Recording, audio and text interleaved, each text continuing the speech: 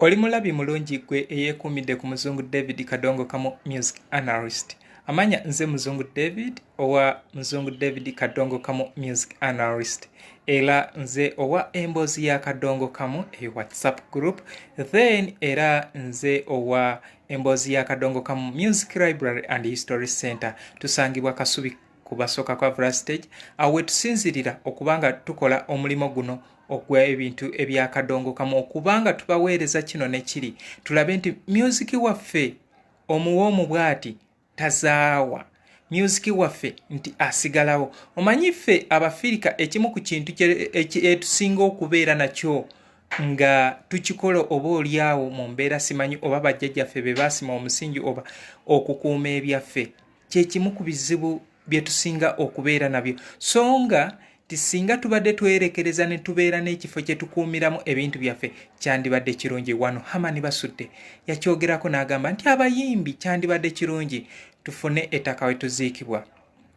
Kubanga ogwaffe tugoba nguudo, we tukwata olw'ejjinja lumala kkoma olwo ne tudda, ogenda okudda nga abayimbi 10 baafa naye kyekintu baakirekawo. So naffe bwe guti eno mu kisaayi kyaffe ti ebintu byaffe tetukola ki tubiteekako nnyo maanyi, era y'ensonga lwaki osanga n'omuyimbi yennyini ng'agamba nnoonya oluyimba lwange, naye omuyimbi anoonya oluyimba lwe. Ekintu kye ndowooza nti kyandibadde kirungi omuyimbi ye mwennyini abeere n'oluyimba lwe. Kale ffe bwe tutyo aba emboozi ya Kadongokamu Music Library and History Center kwe kweteekamu omulimo ne tugamba katukuŋŋaanye ebintu byaffe tubeere nga tubirina, omuntu n'alijja mu myaka egyo egijja tyalibeera nabyo. Bajjajjaffe bangi bo baakola omulimu, abayimbi okuviira ddala kwabo abaasookawo okutuusa n'abo abajja oluvannyuma baakola omulimu. Kati naffe abaliwo ab'omulembe guno buvunaanyizibwa bwaffe okubanga tukuuma ebintu bino. Kale y'ensonga lwaki twatandikawo emboozi ya Kadongokamu Music Library and History Center. Lwakuba tufuna obuzibu bungi ti baganda baffe ate ebintu babyagalira ku bwereere, ekintu ekitali kirungi kubanga naffe obikuuma tuteekamu. Kale nkugamba leeta akasente akatono ofune ekyo ky'oyagala. Kale mwebale nnyo, mwebalire ddala okubanga mukola ekintu ekyo kye mukola. Kati olunaku olwaleero tugenda kutunuulira ebintu ebyenjawulo ebizze bibeerawo mu kisaayi kyaffe ekya Kadongokamu. Kadongokamu ono yatandika atya? Bingi we baba banyumya ebyo tebabibanyumiza. Bangi we baba banyumya ebintu ebyo tebabanyumiza. Kadongokamu yatandika atya? Tujja tutya tutandika okumuyita Kadongokamu? Tuwulira biwulire. Naye nga ebyo byonna abamu tebabibagamba olw'okuba tebabimanyi, abamu tebabibagamba olw'okuba tebagala bibagamba. Naye Kadongokamu ono atandika atya? Kyemmanyi music yaliwo okuva ku mirembe gy'abajjajjaffe n'abo be tutamanya, naye yajja ng'akyuka mpola mpola, akyuka mpola mpola okutuusa eno gyali. Ate n'ekyewuunyisa okimanyi nti ebintu buli kimu kidda gye kyava.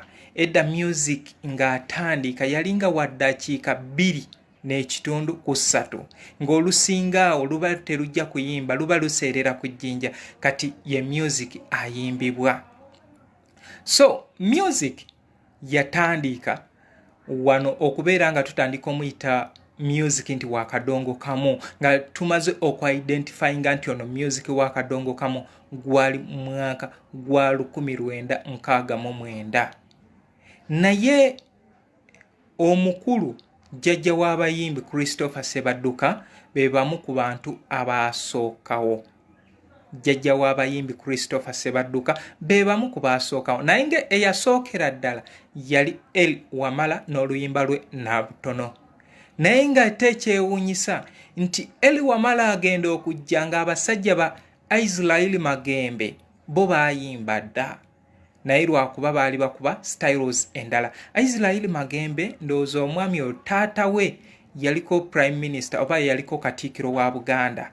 Kale Ery Wamala nga amaze okuyimba twazzaawo Christopher Ssebadduka era ekitiibwa ekyo ekya jjajja w'abayimbi akifuna mu mwaka gwa 1976 wafuna erinnya eryo. Ndowooza ngenda kwerekereza olunaku mbawandiikireyo ku story ey'amatikkira ga jjajja w'abayimbi ajja ati afuuke jjajja w'abayimbi naye nga ekyewuunyisa nti okuva lwe yafa ng'ennaku z'omwezi zaali 10 Desemba 1997 tetuzzangawo so nga abayimbi weebali abakadde Stanley Kampalo gyali, Stanley Kyayiranyi gyali, Muzeeyi Bernard Nsubuga gyali, Matiya Kakumirizi gyali, Muzeeyi Dani Mugula gyali, bano ba Minswera Segamwenge gye bali.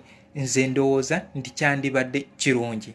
Kale jjajja w'abayimbi Christopher Ssebadduka ye yaddako omwaka gwa 1957 olwo abayimbi abalala ne bajjanga batandiikiriza mpola mpola. Awo Eli Wamala ye yali avuddewo ng'agenze Kenya, wava Kenya n'agenda e Wales n'asoma ebyamawulire bw'atyo industry n'agivaamu n'agirekamu ono. Kati tutandiikiriza Radio Uganda ng'emaze okufoomingibwawo yakola kinene nnyo okulaba nga ewanika music waffe ono. Radio Uganda yakola kinene nnyo okulaba nga ewanika music ono. Kati Radio Uganda yakola omukago n'abayimbi abaaliwo obudde obwo nga bakola talent search nga buli mwaka baleetayo bategeka ekivulu ku National Theatre.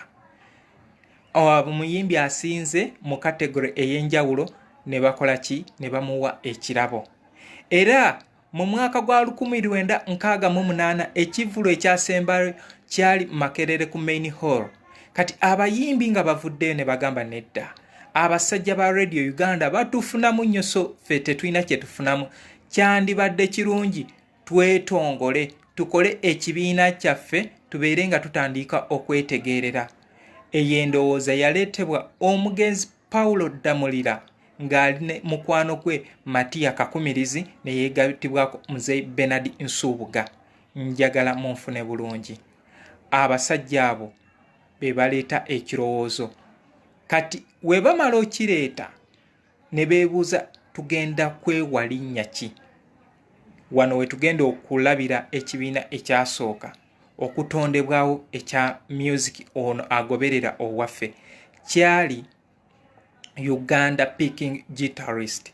Kyatondebwawo mu mwaka gwa 1969 era obudde obwo mu mwaka gwa 1969 tebaalina kitebe nti kitongole oba office. Wabula baali basinzirira n'amasuba. Nga gye batereka ebintu byabwe olwo buli omu n'addayo ewaabwe. Office yaabwe yalinga office yali ku ssaawa ya Queen. Waliwo kalituusi kati we tulaba awo awali gundi amasannyalaze we wali office yaabwe nga we baba bakusinkana basinkanirawo ne badiscussinga ensonga zaabwe nti kati leero tugenda omulundi ogunaddako tugenda gindi tukubireyo endongo tukubire gindi. Era ndowooza ndifuna olunaku nenzija ne mbannyonnyola office eyo bagitambuzanga batya ne music waabwe batandiika batya. Kati awo tuli mu 1969 beyita Uganda Picking Guitarist. Gavumenti ya Amin ngeze mu buyinza mu mwaka gwa 1971 bakyusa erinnya ne bakola omukago ne gavumenti eyaliko obudde obwo ne beeyita Kadongokamu and Culture Company. Naye nga mu kino already bo baali bamaze okufuna idea ey'okukyusa erinnya lyabwe balijje ku Uganda Picking Guitarist beeyite abakadongokamu nga kino kyava ku bawagizi baabwe be baakubiranga endongo nti abasajja abakadongokamu baabali bazze. Kati bo ne bagamba nti abantu baagadde nnyo batukazizaako erinnya ery'akadongokamu. Kale kirungi naffe erinnya tulikkirize kwe kutandika okweyita abakadongokamu. Kati gavumenti eya Idi Amin Dada wejja mu buyinza kwe kukwatagana ne baami bano nga bayita mu Ministry ya Culture ne bakola omukago Kadongokamu and Culture Company. Kati Ministry of Culture yali ebateekamu ssente, era y'ensonga lwaki nti music obudde obwo yali w'amaanyi nnyo. Music yali w'amaanyi nnyo nga gavumenti ebavujjirira ssente. Era ekyewuunyisa nti mu budde obwo gavumenti ya Idi Amin Dada yakola kinene nnyo okulaba nti eddibya eri enkadde awo wetwalabira zi praise songs nga ziyitirira ezaali ziyimba nga ziwana Idi Amin Dada. Abasajja nga ba Gerard Mukasa yakuyimbira Gerard Mukasa ne Didde Masaka, muzeyi omugenzi jjajja w'abayimbi naye n'ayimba ennyimba ezeeba za Idi Amin. Matia Kakumirizi ayimbye Amin amefanya kazi. Minsera Sega Mwenge yajja n'oluyimba lwe bamugamba nga nnyoma mu 1974 ne bayimba ennyimba ezo nga beebaza gavumenti eyaliko obudde obwo okuba nti eze nebateekamu akasimbi. Era gavumenti ey'obudde obwo yakola kinene nnyo okulaba nti music akuumibwa okubeera nga kintu ky'amaanyi, kubanga by then ne Idi Amin Dada yali agenda mu bivulo. Era ndowooza wano omugenzi Filda Sonko, Charles Sonko nga bakyali mu gundi mu kibiina kyabwe ekya Zulu Dance, nga bazina amazina ga Zulu Dance gye basinkana ya Kakumirizi. Idi Amin Dada olwo abakwata abatwale magye batandika okolera amagye.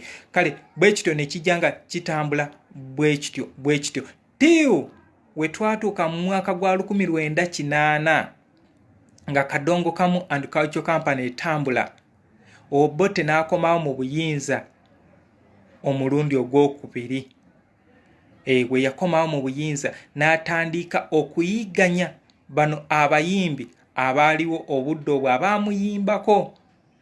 abaamuyimba ennyimba ezaali zimuvuma mu kitundu ekyasooka. Ekintu ekyo kyawaliriza abayimbi bangi ab'enjawulo okubanga badduka mu kintu kino. Omwami Saalongo Dani Mugula yadduka n'addayo egomba okwekweka eyo. Jjajja w'abayimbi Christopher Sebadduka azaalibwa Nakaseke oba gye twandiyise Bulemezi Luweero, naye olw'okutya ekibambulira kya Obote yadduka n'agenda e Butenga. Era bw'atyo bw'akyusa obutuuze okuva e Nakaseke n'agenda n'afuuka omutuuze w'e Butenga, era bwe yafa baamuziika eyo. Matia Kakumirizi ye yakwatibwa mu mwaka gwa 1980 nga bamuvunaana okuyimba ennyimba n'okukolera gavumenti ya Idi Amin Dada. Matia Kakumirizi baamusanga ku shauri yako, we baamukwatira ne bamuggyaawo ne bamutwala ku CPS, we bamutwala ku CPS ne bamuggyaawo ne bamutwala ku Apollo Hotel, kati gye tuyita Sheraton, gye tuyita Selena. Yes, ku Selena ye yali Apollo Hotel. Bw'avaawo wuyo bamututte ku lubiri kubanga yali tocha kyemba ya Obote, n'abeerayo. Wavaawo ne bamutwala Makindye we baamujja okumutwala e Luzira, n'abeerayo emyaka gijjo. Kati embeera eno ng'abayimbi abo abamu basibiddwa, abamu badduse mu kibuga, bano abaali innocent abayimbi nga Fred Sebata, Matia Luyima ne mukyala Sauda Batenda Biden baali tebanaba kutandika kube.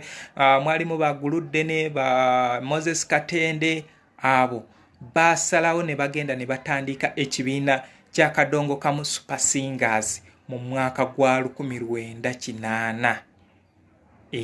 Kati ye ng'asigaddewo okulaga nti kiri ekya Amin ekyaliwo ku mulembe gwa Amin nkijjeewo, ye n'agenda n'atandika ekibiina ekyo. Bwe kityo ekintu ne kitandika okubanga kitambula bwe kityo. Era ndowooza ekibiina kya Kadongokamu ekyali ekyasookera ddala kyali Kadongokamu Super Singers, kubanga kyo kyalimu bayimbi ba Kadongokamu beerere. Naye kiri ekya Cultural Company mwalimu abaali bakuba music omulala. Bwe kityo bwe kitambula mu mwaka gwa 1982 Kakumirizi ng'avuddeyo mu kkomera n'ajja n'atandika Entebbe Guitar Singers. Awo n'ayita banne, n'ayita Dani Mugula, bingi nti Dani Mugula by then yalina erinnya lyali nga abasingako kwe kumuwa obwa director nga erinnya ng'ekibiina kitambulirako oyo. N'ayita bano n'akomyawo mu Gondi jjajja w'abayimbi naye nadda we yavaawo n'aleeta bano ba Sulaiman Mayanja. Era to me Mzee Matya Kakumirizi taweebwa kitiibwa kyasaanye aweebwe kubanga akoledde ensiiko eno ebintu bingi. Oba oliawo ndifiisa olunaku nenzija nembanga njogera ku bantu abakoledde ekisaawe kino mu mbeera ey'enjawulo. Ebitone bingi ebiri mu kisaawe byonna ebisinga bizuuliddwa Matya Kakumirizi, naye nga ye muntu atakola ki, atasiimibwa. Kale bw'atyo music wajja atandike okubeerawo wano e Uganda. Naye nga mukyo njagala neebazeeko mwami Mubiru Charles owa Kikaya College School. Omwami oyo afubyeko nnyo okulaba nti emboozi zaffe zino oba ebintu byaffe bino ebiteekebwa ku mukutu kuno bibeerawo. Ntwala omukisa okwebaza aba Ngabi family olw'okuva ne bagamba nti mwami muzungu twagala otuweerezenga kubanga ebintu bino bitwala obudde, naye ne bagamba nti tujja kufunirangayo akasente obeerenga okola omulimu guno. Kale naawe ali eyo nga wandyetaaze okubanga olangira ku folamu eno oba okulaba omulimu guno nga gubeerawo, yes tukwaniriza. Bino byonna osobola okubikola ng'oyita mu kugula music, osobola okubikola nga oyita mu oteeka mu ssente, ebintu we bityo. So baganda bange ekyo kyembadde nakyo ekitonotono, naye nga ngenda kufiisanga obudde mbakolerengayoko ka Facebook live tusomese ensi. Naye nga bino bangi tubeera ku mikutu radio TV naye tebasobola bitubuulira genesis y'ekintu kye tuwagira yajja etya. Kale ffe aba Muzungu David Kadongokamu music analyst kwe kuvaayo ne tugamba nti katukole omulimu guno. Oba oliawo naffe tulyongera ettoffaali ku kisaawe. Emboozi ya Kadongokamu Music Library and History Center ekyamazima naye ekoze ogwayo okulaba nti ezuula. Natwala emyaka gyali 3 nga mbanoonyeza music era mbasuubiza nti ngenda baweereza. Kale nsaba tukolagane mu mbeera ey'obuvunaanyizibwa tulabe nti music abeerawo. Ekintu ekyaleetera abasajja abaali batuyambako okulaba nti music yonna abaawo okubaawo kaali kamanyiiro, kwali kujoogebwa. Abaawumpa Uganda Music Publishers Association ne batuuka ne bagamba katukiveemu, era okuva lwe baavaawo ye music okutandika okubulwa amakulu, ye music okutandika okubulamu amakulu nga buli omu ayimba gaddibe nga lye. Bano abayimba ennyimba ezirimu ebigambo ebibiri kubanga talina wagenda amutunda, ye ayimba kintu kubeerawo. Naye bali abasajja nga batuula kubanga agenda teekamu ssente, gw'osobola okusuubula ekintu nga togenda kijjamu. Kati yensonga lwaki nti music obudde buli baatuulanga ne basengeka oluyimba nga bagamba yes njagala omuntu afulumya ekintu nange kyengenda okujjamu. Kati yensonga yeemu naffe abavuddeyo kubanga tugezaako bakuumira ebintu bino mututwale ng'abantu. Naye omuntu ajja ku WhatsApp yo n'omubuuza gwani n'akubuuza ombuuza okole ki? Ekyo ekintu tekiwooma. Tuli bantu bakulu tugezeeko nnyo okwewa ekitiibwa. Oba oliawo ekintu kino kinaatambula. Kale nkugamba nti gwe wenna ali eyo etuukirira emboozi ya Kadongokamu Music Library and History Center onyumirwe. Era ndowooza abantu abazzeekoko ngezaako nnyo okusooka obbayisa mu byafaayo. Sikuwa luyimba nga sikubuuliddeeko bintu bikwata ku luyimba olwo. sikuwa luyimba nga sikubuulidde ebimu ku ebyo ebikwata ku oyo omuyimbi. Abayimbi baffe bangi baatugendako naye ng'embeera gye baagenderamu bannaye mbi. Abamu tebamanyiddwa. Kati kwevaamu ne tutandika okuba nga tukola omulimu guno tukuŋŋaanye ebyafaayo by'abantu bano bibeerewo. Era nga si kwewaana, ndowooza okuva mu mwaka gwa 2016 we natandikira okukola omulimu guno ngezezzaako kinene nnyo okubanga nzijjayo ebintu bingi, the untold stories.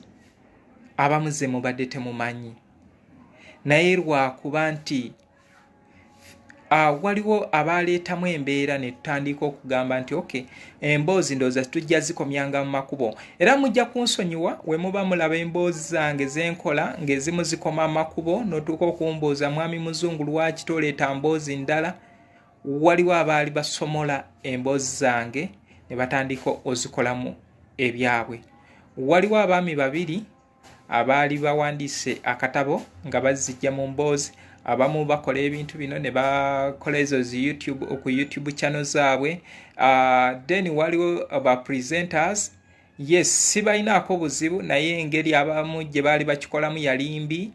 Emboozi nga bazikola mu programu zaabwe naye nga even they can't accredit nti Muzungu David ye nannyini mulimu guno. Olupapulo lwa bukedde baali batandise okukola stories zange nga baziteeka mu lupapula lwabwe, ekintu kyesitasuubira nti kituufu kubanga ndowooza bali professional mu bintu bye bakola, nga nandirowoozeza nti bajja ne tutuula nange bajje tutuule tukole ebintu ebiyita mu mitendera emituufu. Kwegamba nti okay, kale wekiba weekityo tujja kitangira. Kale munansonyiwa ekyo we mubanga mubadde mukiraba nga kiri weekityo ng'emboozi tezigguka. Nedda tezigguka lwa nsonga nti omuntu waaba yeewaddeyo, kubanga abamu bangamba nti ffe tulina abakozi bangi abakola ku kunoonyereza kati batandikirawo kuzikomyanga mu kubo. Naye nga mbasuubiza tisijja lekera baweereza, sigenda kulekeraawo kubaweereza.